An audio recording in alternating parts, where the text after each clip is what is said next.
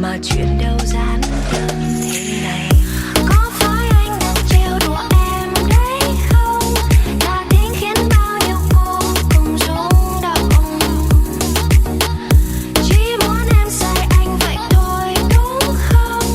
Sự thật đây nhiều khi làm anh sẽ mất lòng. Đừng cứ im lặng rồi đi anh ơi, tình em chẳng như trò chơi mà anh đến đây là lười. Vì chính em sẽ làm anh trò chơi hết rồi, trò chơi hết rồi.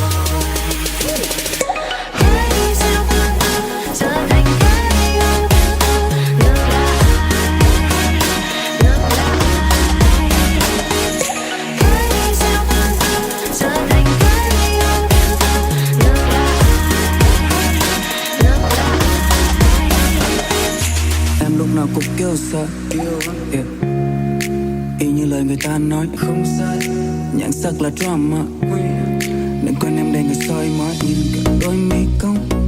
Anh cần một người đi song song thì mình để em cứ việc lấy đi, yeah.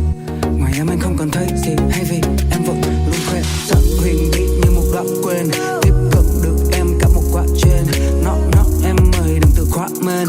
Vì em kệ điên ăn ngược hạ thân. Wood all black như em chỉ từng yêu màu trắng.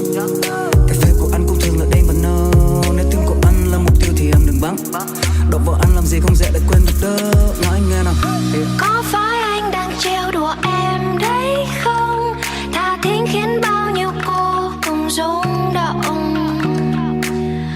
Chỉ muốn em say anh vậy thôi đúng không? Sự thật đây nhiều khi làm anh sẽ mất lòng.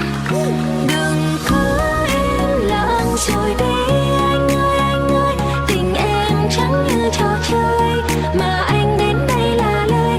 Vì chính em sẽ làm anh trò chơi hết rồi, trò chơi hết rồi.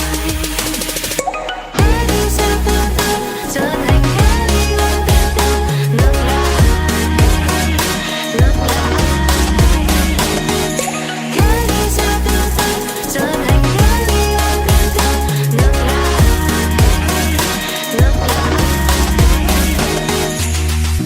Ông bà ta nói đâu có sai đâu anh à, kẻ cắp sẽ gặp bà già sẽ cho biết là.